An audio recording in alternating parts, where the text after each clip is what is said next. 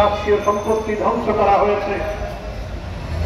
সেই রাষ্ট্রীয় সম্পত্তি আমাদের গর্বের, যে রাষ্ট্রীয় সম্পত্তি নিয়ে আমরা অহংকার করি, যে রাষ্ট্রীয় স্থাপনাগুলো দুর্যোগের বিপাকে মানুষের পাশে দাঁড়ায়, সেগুলো ধ্বংস করা হয়েছে।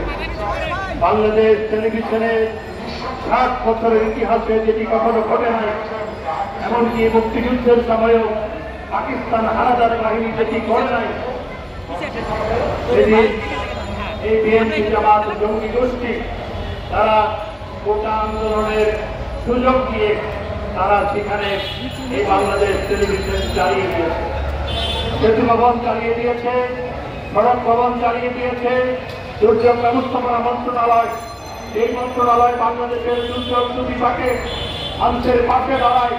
ঘূর্ণিঝড় হলে, জলস্ফার হলে, বন্যা হলে এই মন্ত্রণালয়ের মাধ্যমে মানুষকে সাহায্য সহযোগিতা করা হয়, এই মন্ত্রণালয় চালিয়ে দিয়েছে।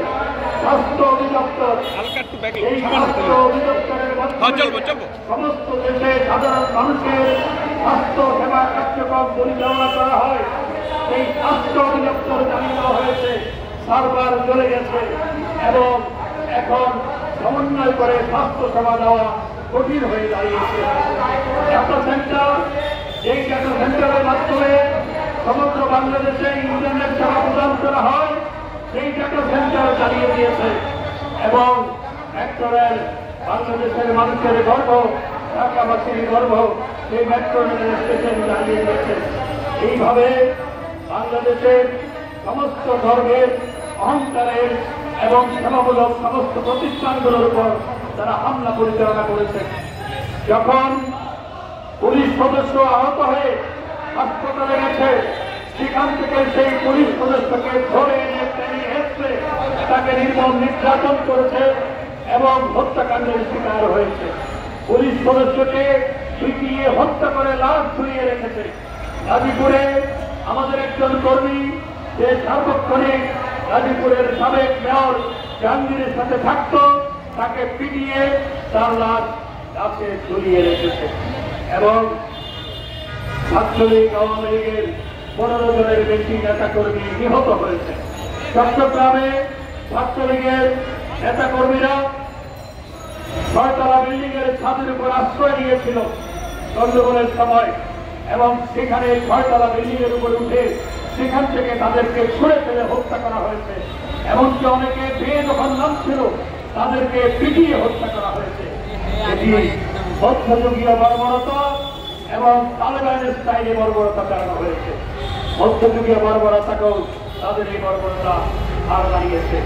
এটি কোনো ছাত্ররা করে নাই, এটি কোন প্রকৃত ছাত্র সাথে যুক্ত ছিল না, কোন ছাত্র আন্দোলনকারীরা এটি করে নাই। যারা ছাত্ররা মাঠে নেমেছিল তারা অহিংস আন্দোলন করেছিল 2 সপ্তাহ ধরে, 2 সপ্তাহের বেশি সময় ধরে এবং সরকার, পুলিশ তাদের সমস্ত নিরাপত্তা বিধান করেছিল। তারা সমাবেশ করেছে, সরকারের কাছে দাবি দেওয়া দিয়েছে, এমনকি তারা রাষ্ট্রপতির কাছে গিয়েও তারা দাবি দেওয়া পেশ করে এসেছিল। তারা প্রধানমন্ত্রীর কার্যালয়ে যাওয়ার কথা ছিল, প্রধানমন্ত্রীর কার্যালয়ে গেলেও তারা সেই সুযোগ পেত এবং এই আন্দোলনের সুযোগ দিয়ে বিএনপি জামাত, সন্ত্রাসী জঙ্গি গোষ্ঠী, তালেবান ভাবাদর্শে যারা উজ্জীবিত সেই জঙ্গি গোষ্ঠী তারা নরসিংদীতে তারা কারাগারে হামলা চালিয়েছে এবং সেখান থেকে 9 জন জঙ্গিকে তারা ছিনিয়ে নিয়ে গেছে এবং অস্ত্র লুট করেছে। এটি রাষ্ট্রের উপরে হামলা। প্রশ্ন থেকে যায়, আমরা বলেছিলাম যে আদালতে বিচারাধীন বিষয়, যেহেতু আদালতে বিচারাধীন বিষয়, সরকারের পক্ষে এক্সিকিউটিভ অর্ডারে কোনো কিছু করা সম্ভবপর নয়। আদালতের মাধ্যমে এই কোটা সমস্যার সমাধান হবে এবং এই প্রেক্ষাপটে মাননীয় প্রধানমন্ত্রী জাতির উদ্দেশ্যে ভাষণ দিলেন এবং জাতির উদ্দেশ্যে ভাষণ দিয়ে তিনি বললেন যে এই কোটা সমস্যার সমাধান যেহেতু আদালতে, সর্বোচ্চ আদালতে বিচারাধীন, সেই কারণে আদালতের মাধ্যমে এটি সমাধান হবে, শিক্ষার্থীরা হতাশ হবে না।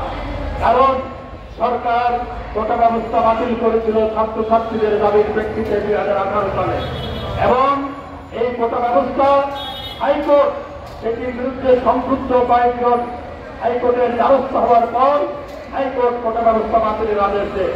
সরকার সাথে সাথে হাইকোর্টের আদেশের বিরুদ্ধে আপিল বিভাগে আপিল করে সেটিকে স্থগিতাদেশ আনে। অর্থাৎ সরকারের যে আদেশ 18 সালে সেটি বলবৎ ছিল। এরপরও কেন ছাত্রছাত্রীদের ভুল বোঝানো হলো? এরপরও কেন প্রধানমন্ত্রীর বক্তৃতার আধা ঘন্টার মধ্যে কেন আবার ব্লকের ডাক দেওয়া হলো? সেই ডাক দেওয়ার প্রেক্ষিতে বিএনপি জামাত সেখানে ঢুকে পড়ে তারা এই নৈরাজ্য চালাতে পেরেছে। আমরা বারবার বলেছি আদালতের মাধ্যমেই সমাধান হয়েছে। সংবিধান অনুযায়ী তার থেকে $1 সুযোগ সরকারের হাতে ছিল না, থাকে না। সুতরাং কেন এই ছাত্রছাত্রীদের ভুল বোঝানো হলো এবং প্রধানমন্ত্রীর বক্তৃতার পর আধা ঘন্টার মধ্যে আবার কেন ব্লকের ডাক দেওয়া হলো?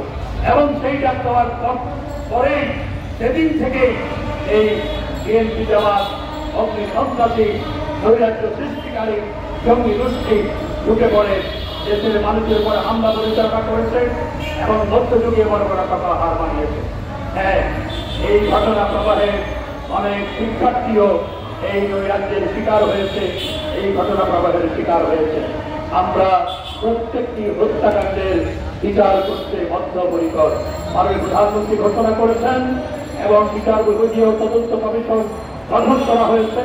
সেই তদন্ত কমিশন কাজ শুরু করেছে এবং এই তদন্ত কমিশনের অনুসন্ধানের মাধ্যমে যারাই অপরাধী বলে শনাক্ত হবে তাদের বিরুদ্ধে ব্যবস্থা গ্রহণ করা হবে এবং আমরা প্রত্যেকটি হত্যাকাণ্ডের বিচার করতে বদ্ধপরিকর।